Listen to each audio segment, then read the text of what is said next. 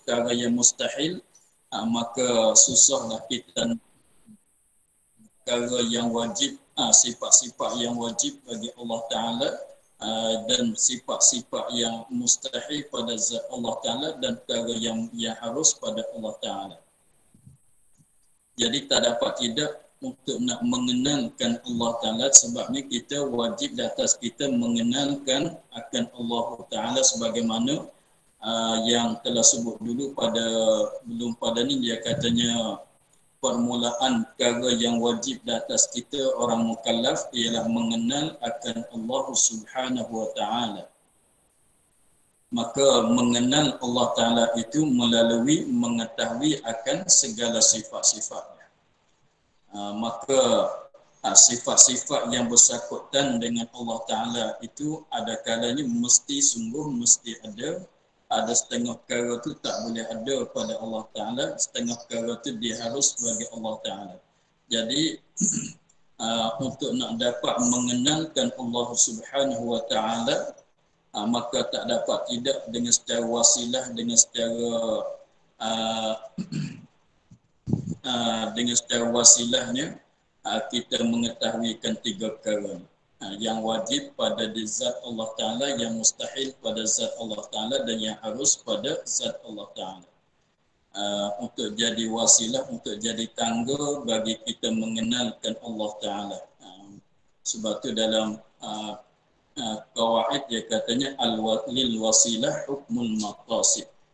Tujuan kitanya nak mengenalkan Allah Subhanahu wa Ta'ala, maka kita tak boleh sepenuh mengenalkan Allah Ta'ala sekiranya kalau kita tak tahu apa yang wajib, apa yang mustahil, apa yang harus, yang bersangkutan dengan Allah Ta'ala. Lalu itu diwajibkan. Diwajibkan kita faham tiga perkara ini supaya kita dapat mengenalkan Allah Ta'ala. Maka tiga perkara itulah dikatakan hukum akal. Wajib, mustahil, harus ialah perkara yang wajib pada akal. Maka apa dia yang wajib, apa dia yang mustahil, apa dia yang harus pada Allah Ta'ala, maka dia musannif akan menyatakan satu persatu.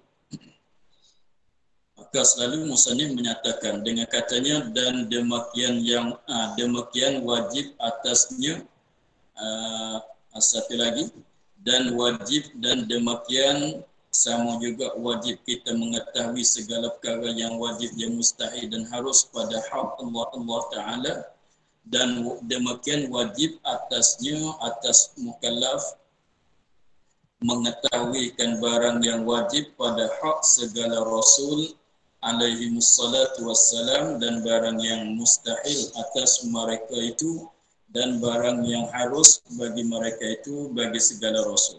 Sama juga sebagaimana kita kena tahu perkara yang wajib pada diri atau pada zat Allah Ta'ala, dan juga kita kena tahu,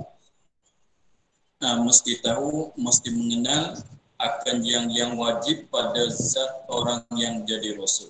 Apa perkara yang wajib pada orang yang jadi Rasul, apa perkara yang mustahil, yang tak boleh ada pada orang yang jadi Rasul, apa perkara yang harus ada, harus tiada pada orang yang jadi Rasul. Jadi sama juga. Yang wajib bagi Allah, kita pun mengetahui dia tu wajib. Yang wajib bagi Rasul pun mengenalkan dia pun wajib juga, sama. Maka di sini musannif akan menyatakan apa dia wajib dan arti wajib pada syarak itu. Musannif akan mulai dengan menyatakan makna wajib. Tetapi wajib ada kalanya wajib pada syarak, kita panggil hukum syarak. Ada kalanya wajib itu pada akal, kita panggil hukum akal. Di mana perbezaan di antara wajib pada akal dan wajib pada syarak? apa kata maksud kata wajib pada syarak, wajib pada akad. Jadi hukum yakni keputusan, hukum, maka hukum itu ada kalanya hukum syarak, hukum itu ada kalanya hukum akal, hukum itu ada kalanya hukum adat.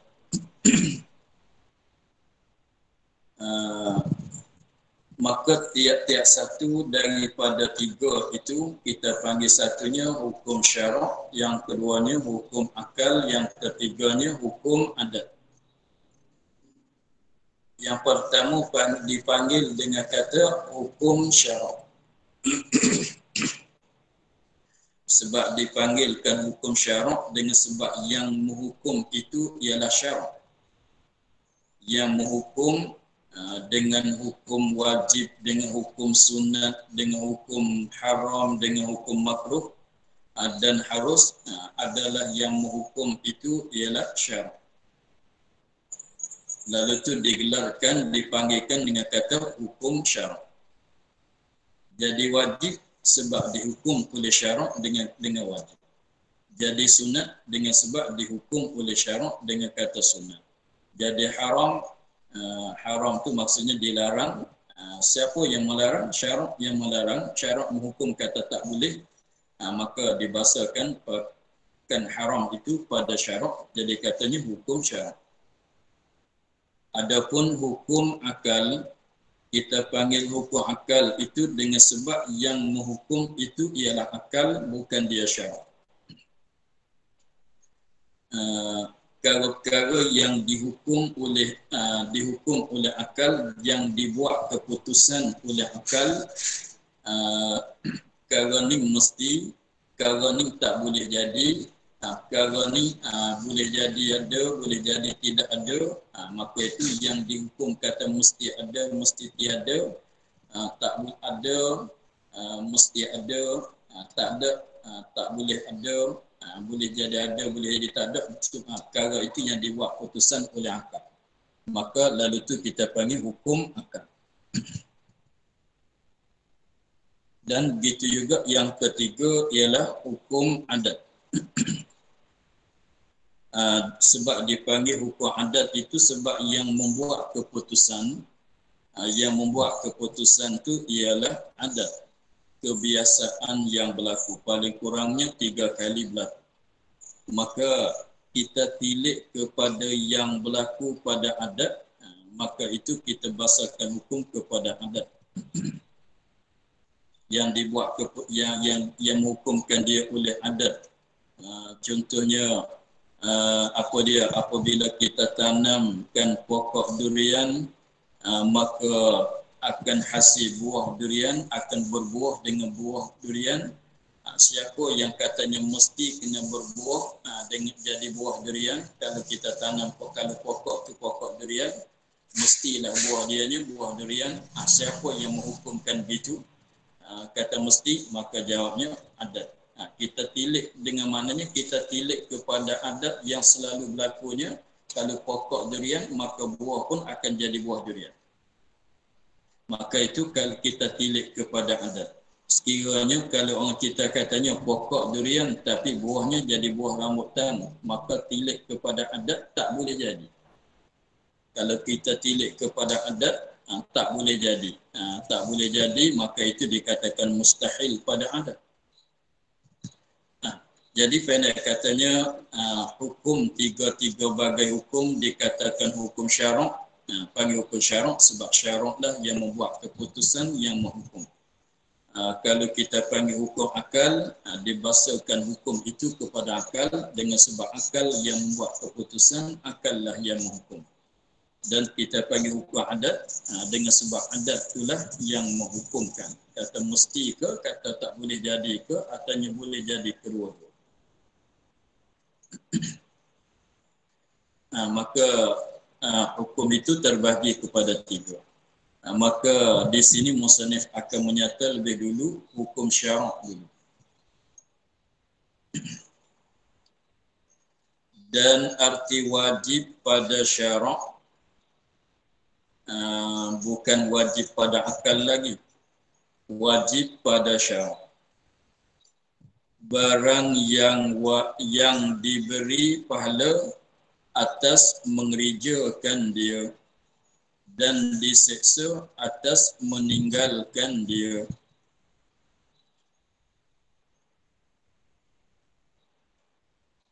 Makna wajib pada syarak barang yang maknanya perbuatan, amalan. Perbuatan artinya amalan yang diberi pahala, Tuhan memberi pahala kepada orang yang membuat. Yang diberi pahala atas mengerjakan dia, yakni kerana mengerjakan dia kan barang tadi, akan amalan tadi, dan diseksakan, diazabkan atas meninggalkan dia, kerana meninggalkan dia. Tetapi kita maklum bahawasanya segala amalan itu nak dapat pahala mesti kita buat dengan secara ikhlas. Segala perkara yang dilarang itu mesti ditinggal sekiranya kalau tidak ada keuzuran.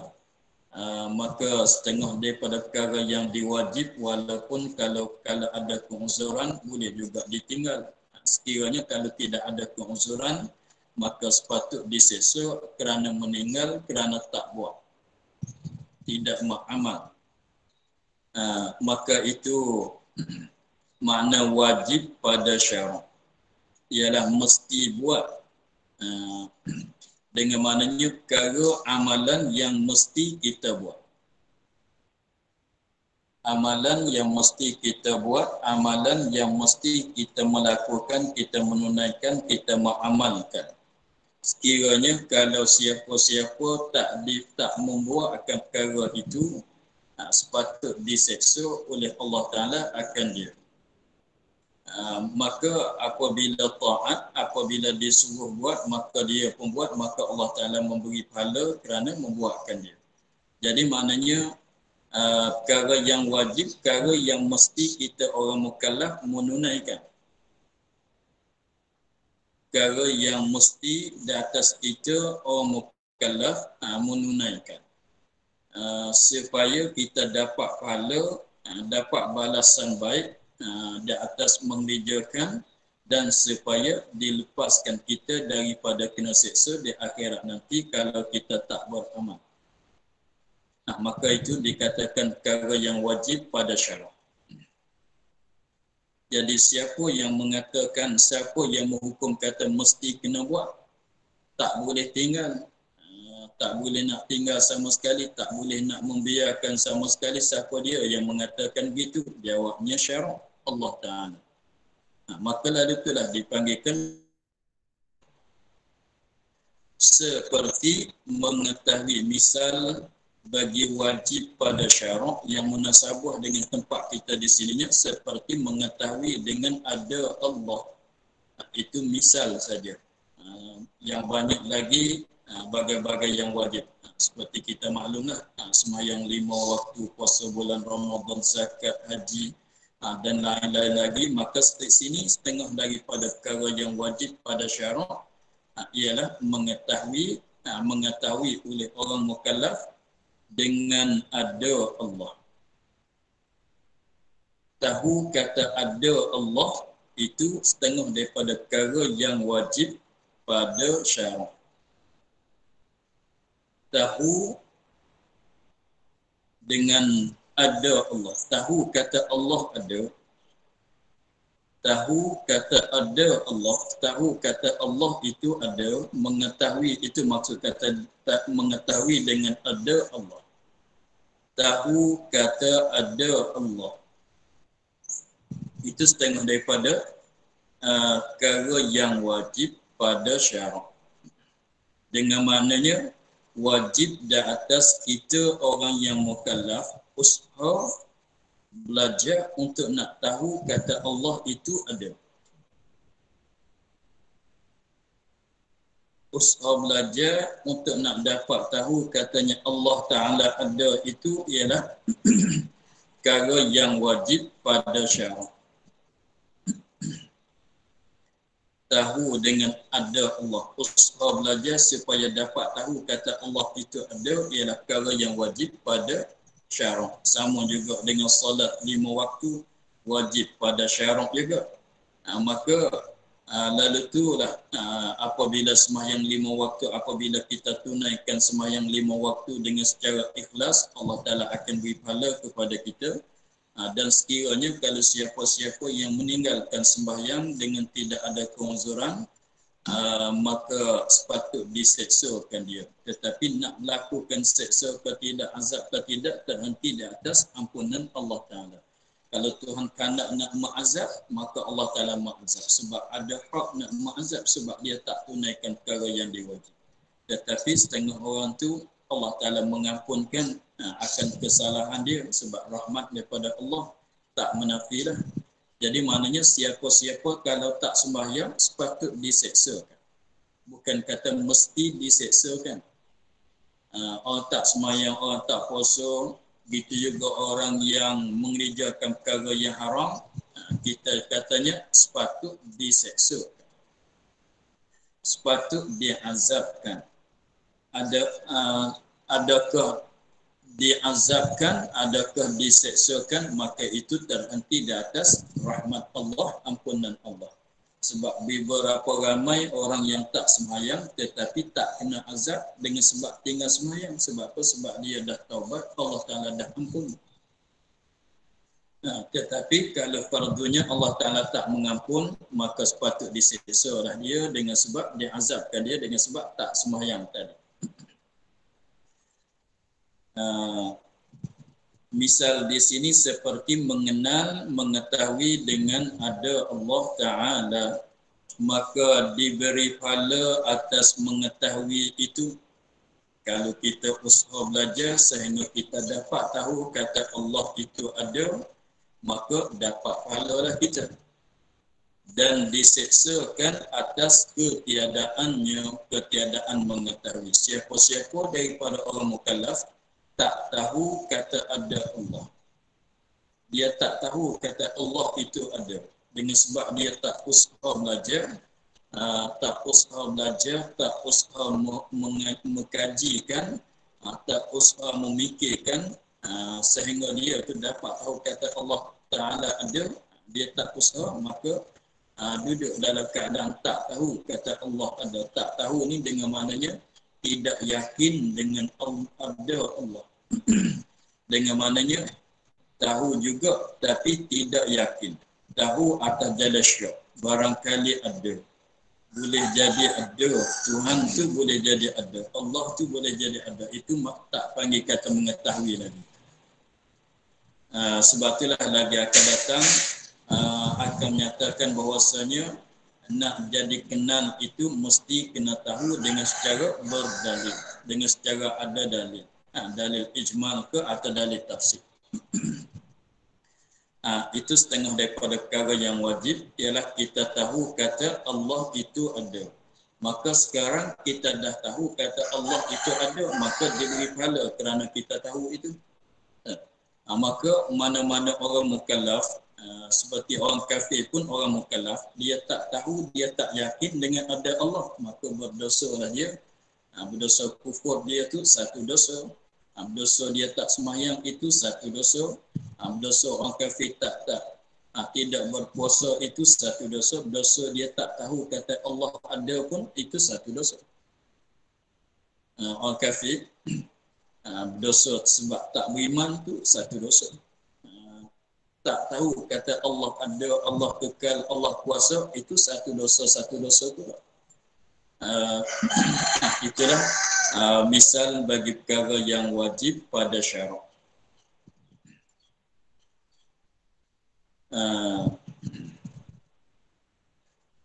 Dan arti wajib pada akal itu. Dan arti wajib pada akal itu. panggilan tu jadi sama. Sama pada panggilan wajib sama wajib, cumanya hujung dianya tak sama. Itu pada syarak, ini pada akal. Apa perbezaan seperti kata tadi? Pada syarak maknanya wajib dengan sebab dihukum oleh syarak kata wajib. Wajib pada akal dengan sebab akal itulah yang menghukum dengan wajib, dengan mesti. Dan arti wajib pada akal, barang perkara yang tiada tasawur pada akal, ketiadaan barang, seperti mengambil lapang bagi diri.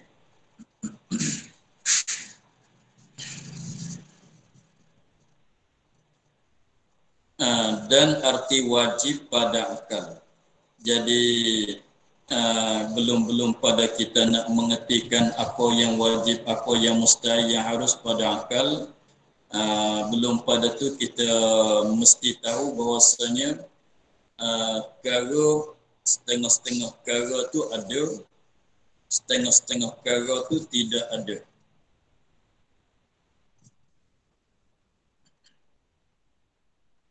Setengah perkara tu ada atau kita panggil kata sungguh, dipanggil kata ada, dipanggil kata sungguh. Setengah perkaranya tidak ada, artinya tak. Maka dua perkara, setengahnya ada, setengahnya tidak ada. Ia tak lepas daripada dua perkara itu. Setiap-tiap ia tak lepas daripada ada ataunya tiada. Seperti kita sekarang ada, langit bumi ada, itu Allah ada. Kita nak bilang ada, tapi ada tu mesti ada ke tidak, itu nanti selepas pada tu. Jadi perkara ada kalanya dia tak lepas pada dua perkara. Satunya ada, satunya tidak ada. Kalau yang ada, seperti diri kita ada, Allah ada, langit bumi ada. Tapi satu laginya tidak ada. Satu perkara laginya tidak ada. Seperti anak Allah tidak ada. Anak Allah tidak ada. Tuhan satu lagi lain pada Allah tidak ada. Anak bagi orang yang mandul tidak ada. Anak bagi orang yang mandul tidak ada. Banyak lagi lah yang tidak ada. Jadi maknanya perkara itu ada kalanya ada, ada kalanya tiada. Maka benda yang ada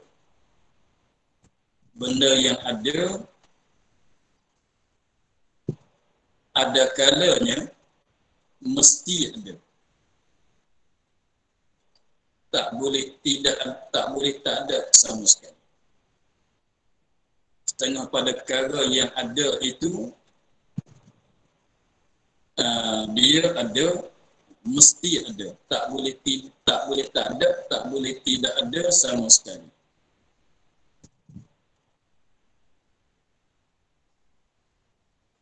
Setengah daripada benda yang ada pulanya,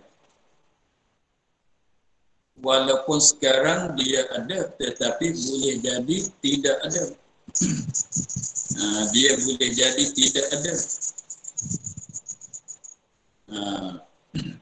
Dan begitu juga sebelah balik benda yang tidak ada. Benda yang tidak ada, walaupun dia tidak ada, tapi boleh jadi ada. Walaupun dia tidak ada, tapi boleh jadi ada. Seperti harta bagi orang miskin. harta bagi orang miskin tidak ada. Kalau ada tak panggil orang miskin. Harta bagi orang fakir miskin tidak ada. Ada pun ada sedikit tak bilangan. Harta yang banyak bagi orang miskin tidak ada. Tetapi tidak ada harta bagi orang miskin itu tak mesti tidak ada. Boleh jadi nak dapat harta bagi orang miskin. Nak dapat harta bagi orang miskin. Jadi tidak ada harta bagi orang miskin itu. Harta bagi orang miskin tidak ada, tapi boleh jadi ada. Begitu juga anak bagi orang mandul tidak ada. Tidak ada tetapi boleh jadi ada pada masa depan. Boleh jadi ada selama mana dia tak ada masih hidup lagi. Selama mana dia tu masih hidup lagi, ada isteri atau ada suami, maka boleh jadi akan ada pada masa depan. Tapi kalau tilik pada sekarang, ada ke tidak beranak bagi orang mandul? Tidak ada.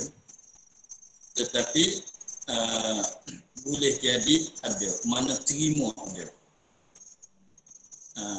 Maka gitulah kita buat perhatian dulu. Kita buat perhatian pada perkara dulu. Ada kalanya ada, ada kalanya tidak ada. Ada kalanya ada, ada kalanya tidak ada. Sekiranya sebelah balik benda yang ada pula, benda yang ada boleh jadi ada dia tu mesti ada. Seperti zat Allah. Ada dia mesti ada, dengan mana tak boleh tak ada sama sekali, tak boleh jumpa dengan dia tak ada sama sekali. Ada itu panggil ada yang wajib. Dan setengah daripada perkara yang ada tak mesti ada. Dengan maknanya terima tak ada. Seperti diri kita, walaupun sekarang ada, tapi kalau tilik pada dulu-dulu belum dilahirkan kita tidak ada. Maka tak berapa lama kita pun akan tidak ada pula. Jadi mana ada kita tu tak mesti ada, boleh jadi tak ada pada masa depan. Jadi maknanya ada kita itu ada yang tak mesti, ada yang harus kita panggil. Begitu juga perkara yang tidak ada, perkara yang tidak ada, setengahnya tidak ada, tak boleh nak ada sama sekali. Tidak ada, diri dia tu tidak ada, tapi tak boleh nak ada sama sekali. Tak boleh nak ada, tak boleh itulah kira pada. Tak boleh nak ada sama sekali. Seperti anak bagi Allah. Seperti anak bagi Allah. Anak bagi Allah ada atau tidak ada? Jawabnya tidak ada. Boleh ada atau tidak? Terima ada atau tidak? Tak terima. Maka itu dia panggil tak ada yang tak ada, tak terima ada. Benda yang tidak ada, tak terima ada. Itulah dikatakan benda mustahil. Ada kalanya benda yang ada kalanya benda itu tidak ada tetapi terima ada. Seperti anak bagi orang mandul. Anak bagi orang mandul, sekarang kita katanya orang itu adalah seorang itu dia mandul, memanglah dia tidak ada anak. Tetapi anak dia tu tidak ada, tetapi mungkin boleh jadi ada pada masa depan. Tuhan bagi rezeki pada dia anak, boleh jadi dapatlah anak pada masa depan. Maka tak ada, itu dia panggil tak ada yang harus. Maknanya tak ada tapi terima ada. Kita ada, terima tidak. Terima tak ada. Anak orang mandul tak ada tapi terima ada. Maka itu dikatakan perkara yang harus. Harus ada, harus tiada. Adapun perkara yang ada, mesti ada, itulah kata perkara yang wajib. Ada juga, begitu juga benda tidak ada, tak terima ada. Itulah dikatakan perkara yang mustahil. kita buat bahagi buat kita buat latas apa dia asas gitu dulu. Kita bagi faham gitu dulu. Ada benda ada mesti ada. Maka itulah dikatakan wajib pada akal. Kalau benda itu ada tapi tak mesti ada, dengan maknanya terima hilang, terima tidak ada, terima lenyap, maka itu panggil ada, itu panggil benda yang harus, masuk dalam benda yang harus. Kalau ada dia, terima tidak ada. Satu lagi pulanya, jadi maknanya setengah daripada benda ada itu masuk dalam bahagian wajib, setengah daripada benda yang ada itu masuk dalam bahagian harus, mungkin.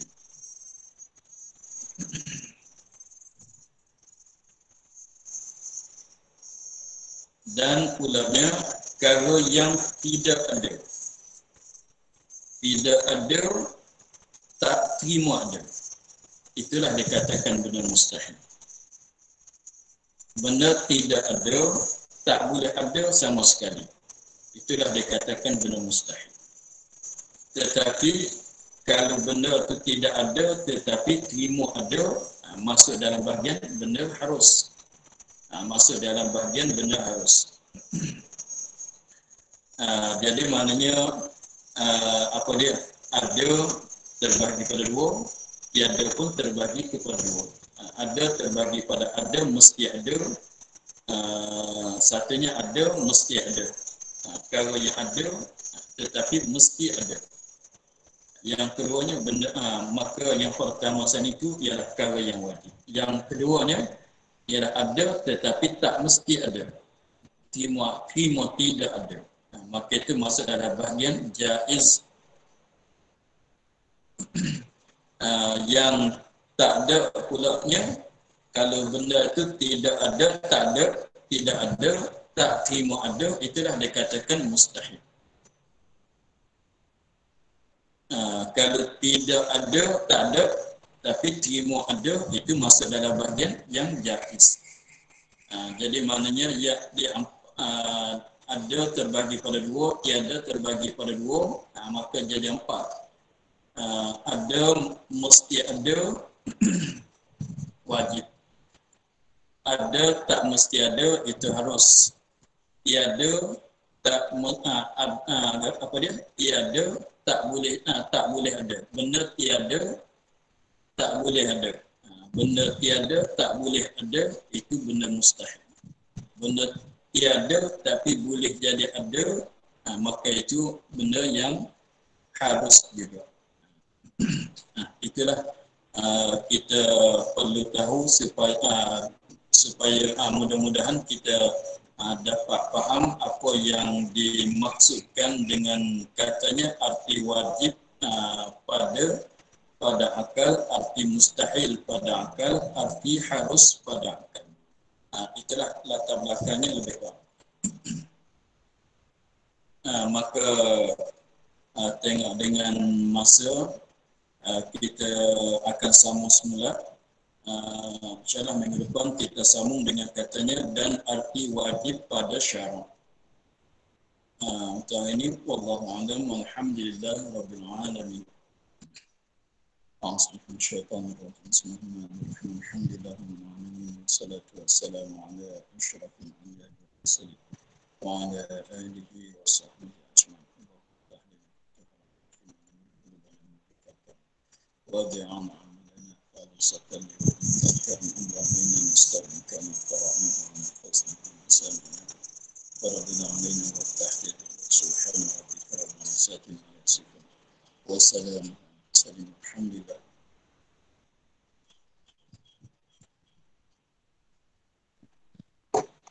Terima kasih Ustaz. Ya, sama-sama.